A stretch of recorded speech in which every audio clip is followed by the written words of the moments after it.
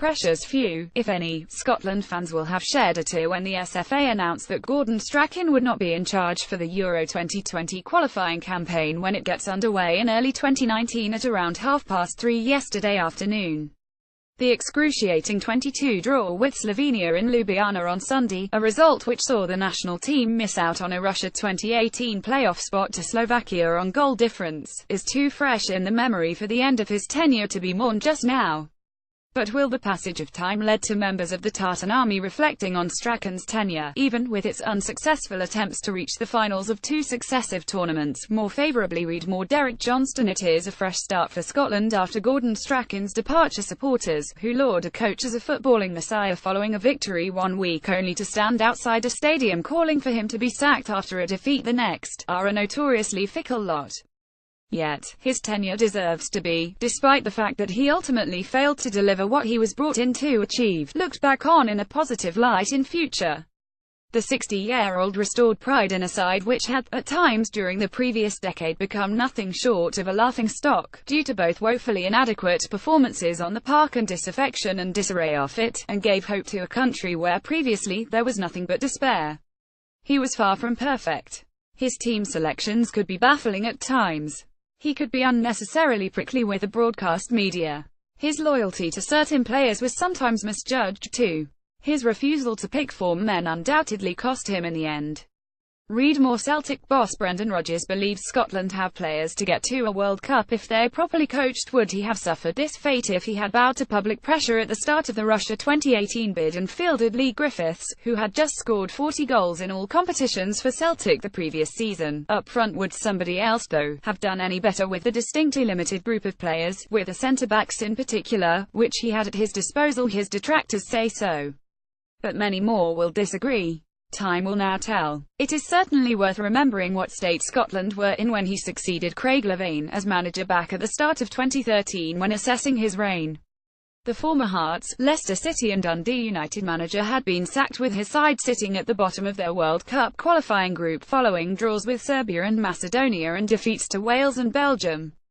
Read more. Neil Lennon too young and handsome to take on Scotland job following Gordon Strachan axe under the former centre-half. The national team only won 3 of their 12 competitive matches, narrow 1-goal wins over Lithuania at home and tiny Liechtenstein at home and away. After starting off encouragingly enough with a 10 win over Estonia at Pittodrie, fittingly for a man who made his name in Sir Alex Ferguson's all-conquering Aberdeen team of the late 1970s and early 1980s, he struggled.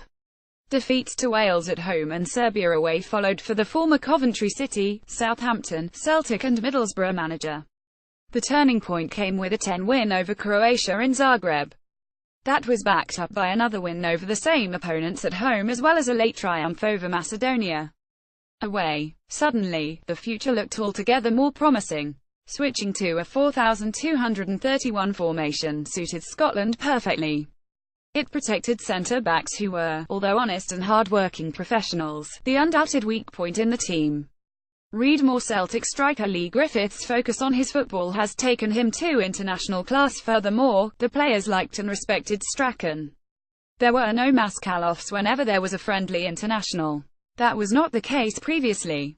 Nor was there a whiff of scandal like the infamous Boozegate affair, which led to Barry Ferguson and Alan McGregor being handed lifetime bans that had done nothing to instill faith in George Burley.